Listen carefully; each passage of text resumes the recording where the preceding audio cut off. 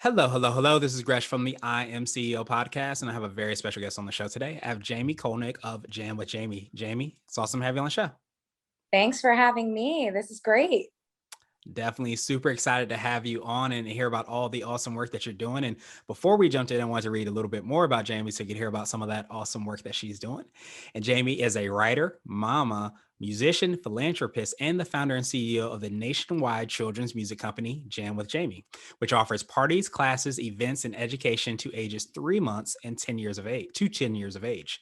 Jamie is currently writing a comedic coming of age memoir about loss and lives in Miami with her husband, two boys, Zach and Evan, and has a little girl on the way. Congratulations. And Jamie, are you ready to speak to the IMCO community? Yeah, let's do it. Let's chat. All right, let's make it happen. So to kind of kick everything off, I wanted to rewind the clock a little bit, hear a little bit more on how you got started, what I call your CEO story. Absolutely. I started Jam with Jamie, right? You want to hear about how we got the children's biz started? Yeah. So I actually grew up in Miami, where I am now. I just moved from New York to Miami. I grew up doing children's theater, even as a kid myself. And I was always surrounded by music. I was always singing. My mom always made the joke that I came out of the womb not crying, but going la la la la la. So that was her mom joke throughout my life. There you go. But so I've always been musical, and I was working with kids even as a kid myself in children's theater at a place called Actors Playhouse in Miami off Miracle Mile. And when I went to school at UT Austin for theater, and then I moved to New York, and I really wanted to be on Broadway, and I was auditioning for everything, and I ended up doing more children's theater. That's always been my niche. I guess I'm like a character actor, so I would end up doing these like funny roles, and character actresses lend themselves to like big children's theater productions. Kids love, the funny, kooky person that I was. And then I was working as a musician at a couple of private clubs and also at preschools, teaching music to babies and toddlers. And it was actually my mom's idea, who's since passed, to start my own company called Jam with Jamie, to which I said, Mom, that's a horrible name. And she's like, no, Jamie, it's great. And I was like, okay, fine, Jam with Jamie, let's do it. So I started off doing a party for like her friend's daughter, the little connection there, her friend's daughter's first birthday. And I was so scared because I've been playing guitar. I played guitar since I was like a junior in high school, but I was, I would pick it up. I'd learn a couple chords. I'd learn like the General by Dispatch. I put it back down. I'd start playing the General by Dispatch again. Then I'd play like Run Around by Blues Travelers. I'm sure there's a lot of guitar players out there that like have their 3 songs that they play really well. That was me for a very long time. Now I'm like the girl who plays guitar and like sings, but like I don't sing that. I don't play guitar that well. I just mostly sing and perform well. The guitar was like my prop, right? It was like, and for kids music, you need like, I don't want to dumb down kids music because there's incredible children's musicians. For me, it was like, okay, I need this to help me get through a show. And I was scared about it. When I went to do this kid's first birthday party, I was terrified. I was terrified about singing and playing guitar at the same time. But, after 12 years now, obviously things have settled down in that fear department. But that first party, I was like, the strumming, the coordinating of like the strumming and the singing, it was like, for me, that was like the most challenging part of breaking into this comfort zone of performing with an instrument. Because I had, through all my classes, I had like a guitarist or keyboard player behind me, even though I kind of knew guitar. I was like, okay, I can sing and I can be with the kids and I can hold the props. But like once it was just me and I needed to accompany myself, it was terrifying. But, after doing parties for a long time, that fear went away. And I began to do an off-Broadway children's show with music by Laurie Berkner, who's an incredible children's musician. And I was booked up on the weekends, which meant I had this demand coming in for birthday parties, but couldn't fulfill the demand. So I started hiring more people in the New York area. And then when I began to do that, I was like, oh, Like, I don't have to go to every party myself. Like, I can hire people, train them, build a team. And I think I've always been in these entrepreneur woman groups throughout Mhm. my whole like adult life. And I remember one of my goals was like, I want to expand the company. And I remember sitting there, I was just in New York, I want to expand the company. And long story short, 12 years later, we're in, 8 states nationwide. We have 50 performers working for the company. I have 2 kids, one on the way. I don't perform as much anymore. I mostly run the business alongside my best friend, also, who is my operations manager, Aaliyah, and another woman, Rhiannon, who I just hired to be our head of marketing and brand strategy. We have a great social media platform at this point and working with incredible companies. I'm just super grateful for all of the success that we've been able to have throughout, from the start to now, the relationships we built. And I just love meeting new people and making happy experiences for families, for schools, for companies, for, I mean, wherever you can imagine children's music is where we are. Anywhere from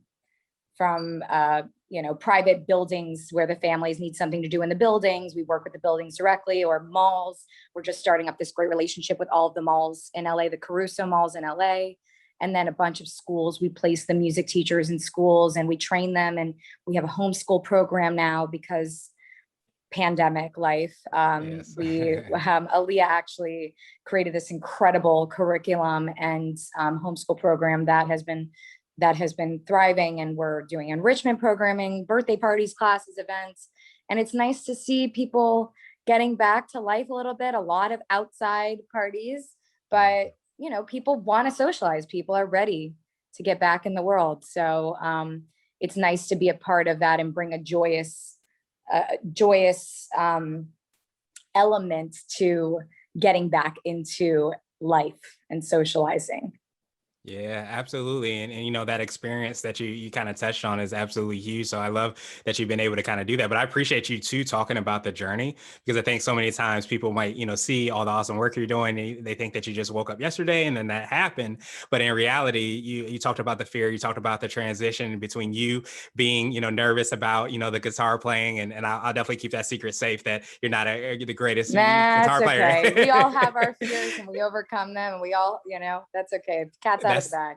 Exactly. Well, that's the beauty of life, and that's the beauty of the journey of life, and especially of business as well too, being able to kind of do that. So I know you touched on a little bit of what you do and how you work with your clients. Could you take us through a little bit more of that, and what you think is what I like to call your secret sauce, the thing you either personally feel like makes you unique, or maybe the business as a whole and makes it unique and different? So to go back on something you touched on, and that we're always going to have a challenge. You like that I talked about the journey. None of us got to this by waking up the next day. Like, Mhm.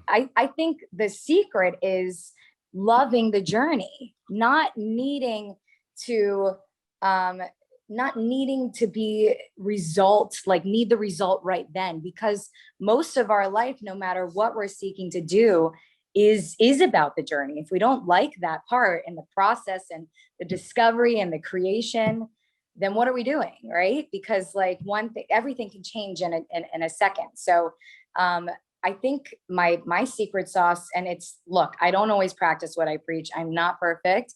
I can, some days be thinking so much about the future and so much about the past, but my goal is to really appreciate the little things that are happening each day in that moment as much as I can.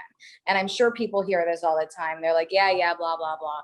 But like, really, I mean, it seems like the reason why people repeat it over and over, because it's the secret sauce. It's like, that's it, appreciate the journey, not the destination. Because when you get to the destination, you're still going to be wondering what's next. So, and that's always going to be the case, at least for me. So I have to purposefully think about now, and how to be grateful for what's right in front of me.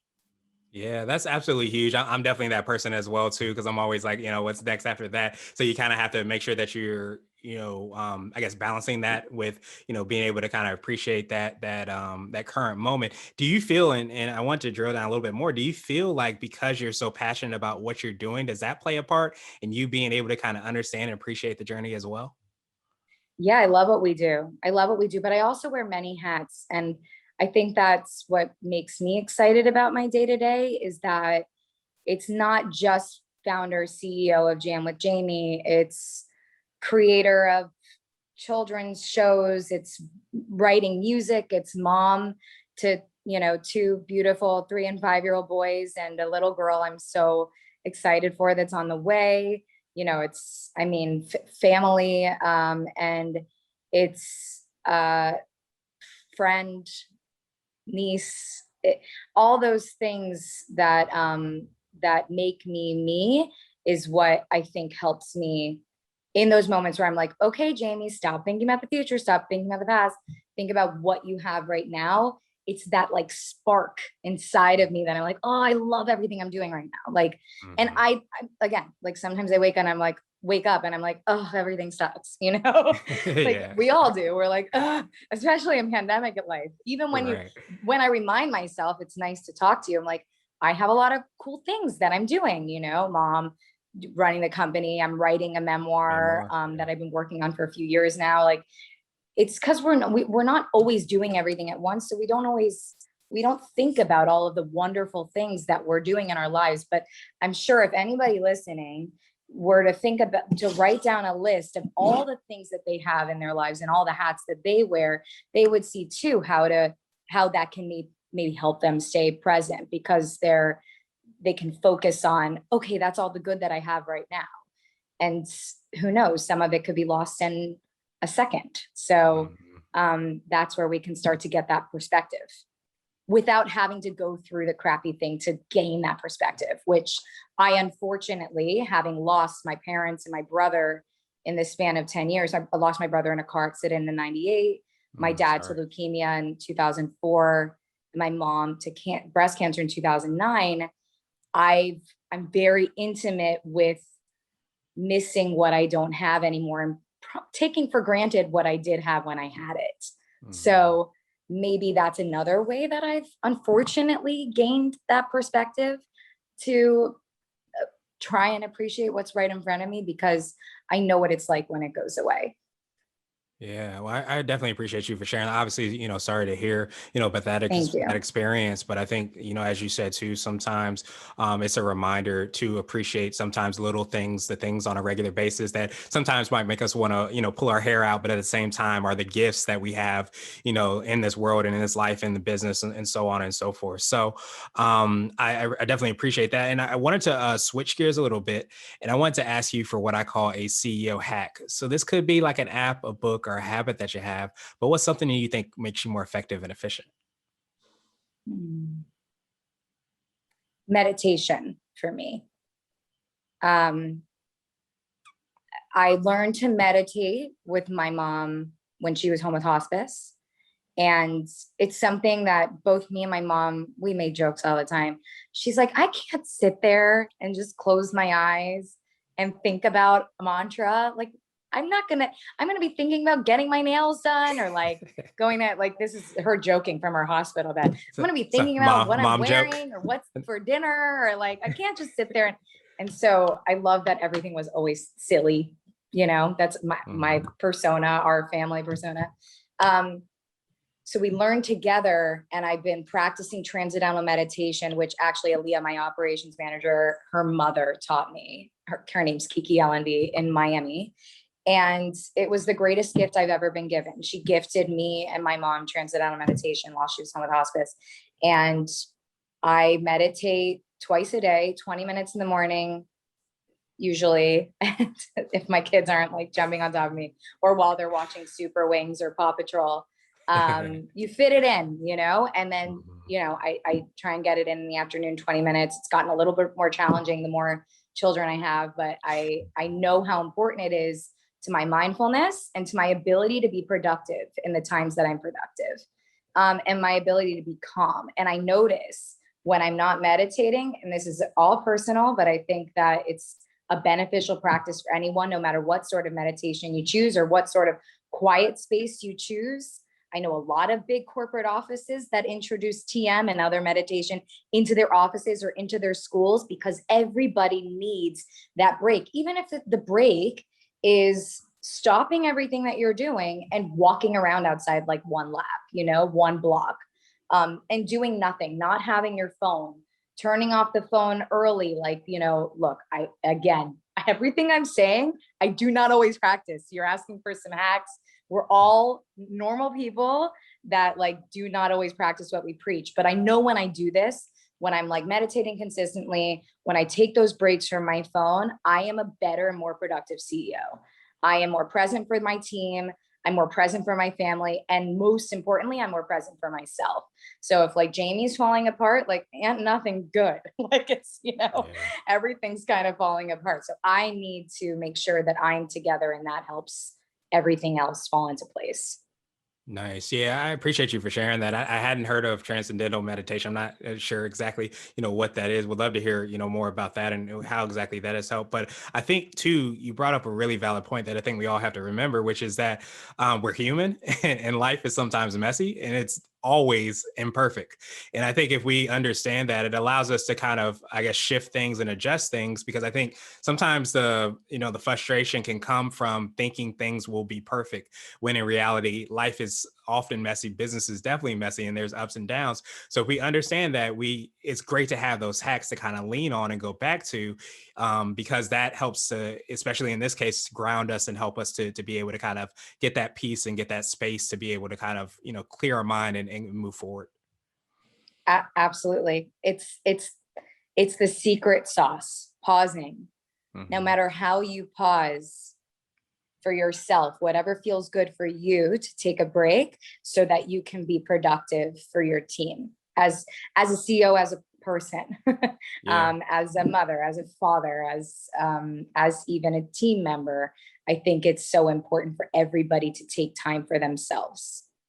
Yeah, absolutely. I definitely appreciate that. And I think a lot of people have even talked about, the pandemic in this past year being the quote unquote great pause, because it kind of has forced us to kind Yeah. of sit still, to reevaluate things. But I like you love to kind of hear the music and all the great things that you're doing of the parties and things like that. So I wanted to ask you now for what I call a CEO nugget. So that could be a word of wisdom or piece of advice. You might have touched on this, but it might be something, if you were to hop into a time machine, you would tell your younger business self?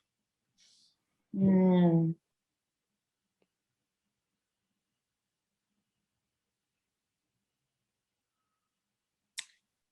I would tell my younger business self, it's okay. It doesn't all have to happen right now.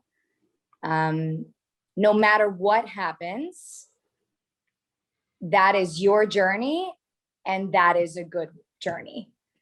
So I had an image of things that were going to happen that didn't happen. And instead of being disappointed about things not exactly happening the way that you want them to happen, just appreciating that it's your specific journey. But really just, Jamie at 22, 23, however old you are when you graduate from college in New York City, as what I call freshman year of New York City. And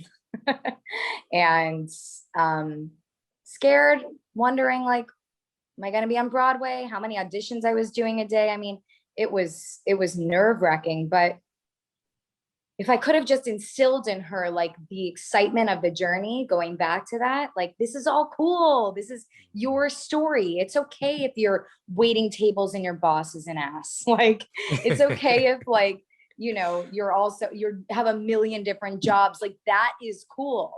That is a part of the journey. And I don't think you really get it until you look back. That's the thing, like, right? Like, it's so hard to tell your younger self that, but if we could just hold on to that person and be like, this is great, this is also great, because I know that even though, and I look back now and I'm like, wow, what a fun time in life. Or even if it was challenging, how much did I learn from that?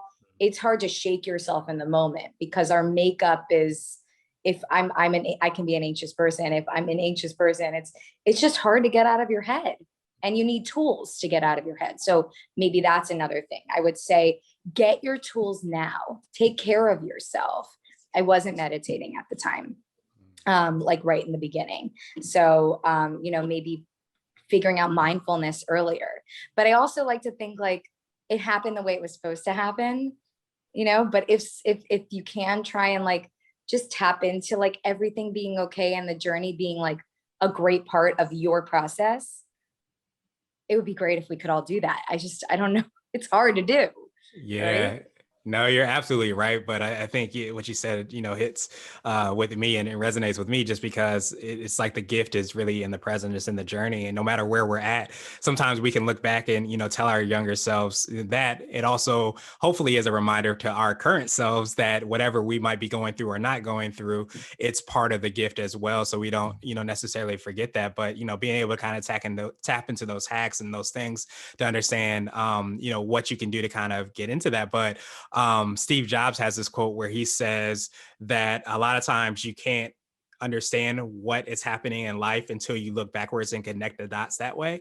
And what you said resonated with me, and it reminded me of that, because a lot of times we go through things to put us exactly where we're at. So no matter what we're at, no matter what you're going through, you're okay and it'll be okay. I love that nugget. Exactly. I love that quote. And I actually had one more spark go off as far as Hmm. what I wish I would have known as a Hmm. CEO is to delegate more. I did Hmm. way too much myself, for way too long. And I didn't really know how to grow my business efficiently.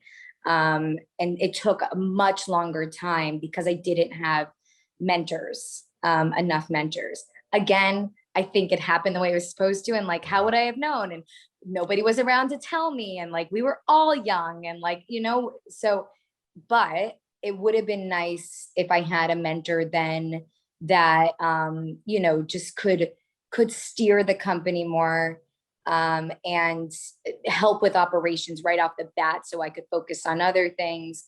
But I do think that we learn these things with time, and it's easy to say in reflection what would have been nicer. I think for anybody starting out as an entrepreneur, though, with a new business, though, I say delegate.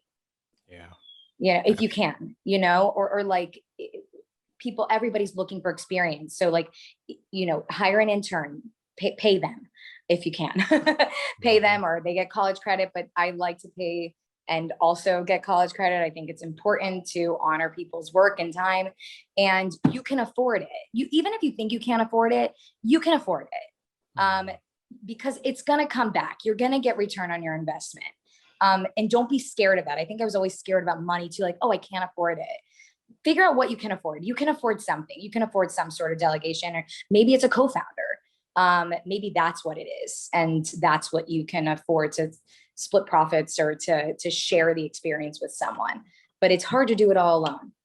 Yeah, absolutely. And as you said so well, you have to appreciate the journey and appreciate that process. I often say if you run your own race, you can't lose. I think so many times, as you said before, having that vision of where we want to be, sometimes can be the conflict with what's happening and the appreciation of what's happening, and understanding that as we go through the great things, that's absolutely great. Obviously, we go through the not so great things, that also is a gift, because it gives us that reminder of the things that we should appreciate, but also the resilience sometimes we need to kind of carry through. But it's our race that we have to run, not somebody else's race. And we kind of come home to that. That helps out so much. So truly appreciate that nugget. And now I wanted to ask you my absolute favorite question, which is the definition of what it means to be a CEO. And we're hoping to have different quote unquote CEOs on the show. So Jamie, what does being a CEO mean to you?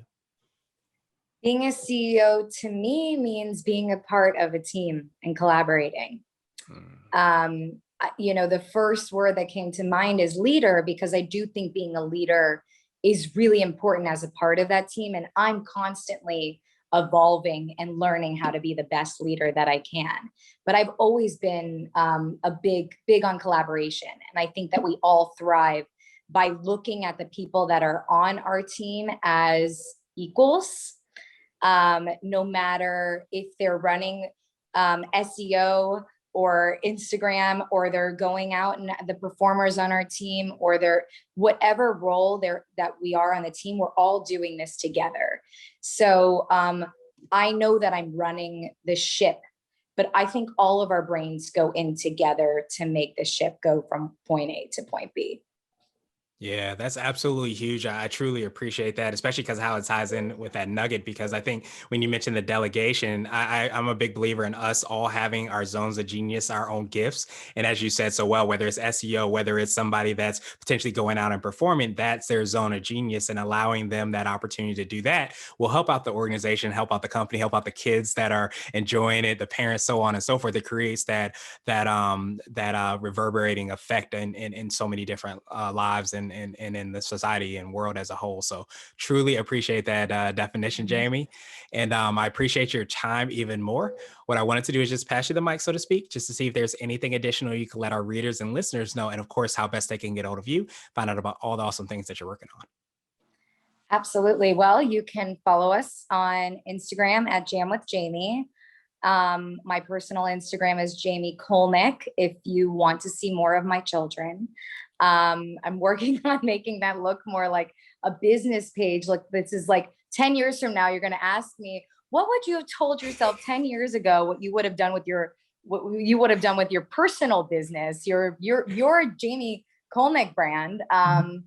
I think it needs a little bit of work as far as that. But right now, I only have time to post pictures of my children.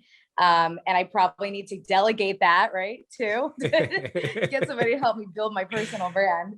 As I write my memoir, which is a coming of age memoir about life and loss, and inspired by my mother, who really wanted to write her own memoir.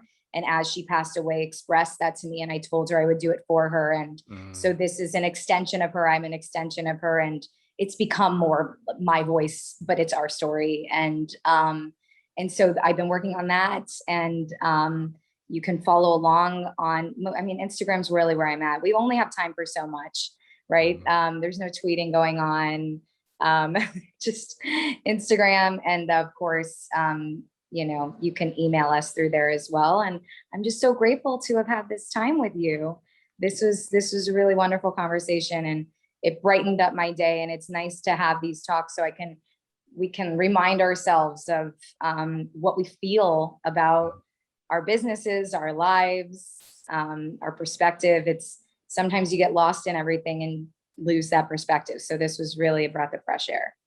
Yeah, Jamie, I truly appreciate you taking some time out. We will have the links and information in the show notes as well too. But I think it also is a great reminder of how far we've come. Because sometimes we can get so focused on, what needs to be done today that we forget, that time that you were sitting in front of with the guitar, in front of that first group of kids, and being able to kind of see how far you've come and grow from that. But also too, like how strong your why is, it sounds like, with your mom and the name of the company and with the memoir and so many things that I'm sure she's definitely appreciative of everything you're doing. And of course, we appreciate your time as well too. And I hope you have a phenomenal rest of the day.